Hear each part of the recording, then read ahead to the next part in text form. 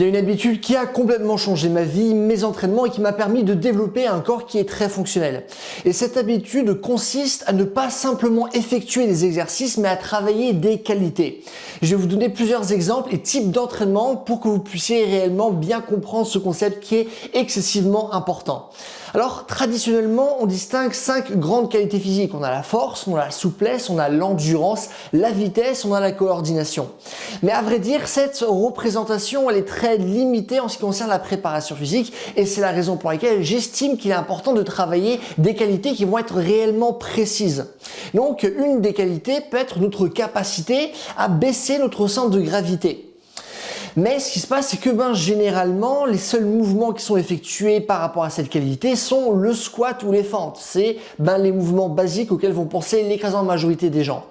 Par contre, et c'est là que ça devient très intéressant, c'est que si vous regardez les enfants, vous verrez qu'ils utilisent une quantité infinie de mouvements pour se baisser.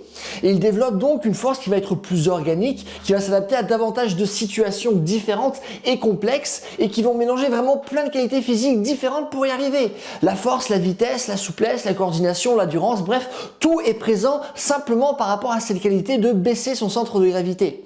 Et c'est tout un développement moteur qui n'aurait vraiment eu jamais lieu si vous restiez coincé avec cette idée de seulement faire des squats ou des fentes pour abaisser votre centre de gravité. Une autre qualité précise et intéressante serait par exemple notre capacité à soulever notre corps.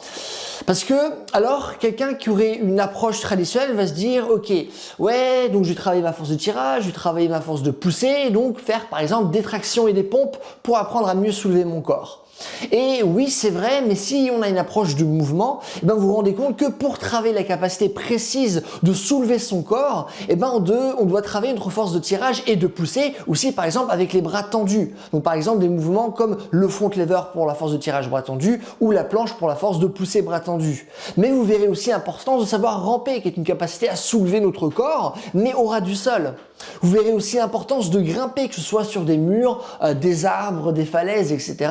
Donc demandez-vous clairement, suis-je capable d'abaisser mon centre de gravité dans plein de scénarios complexes? Est-ce que je suis capable de soulever mon corps dans des situations qui sont complexes?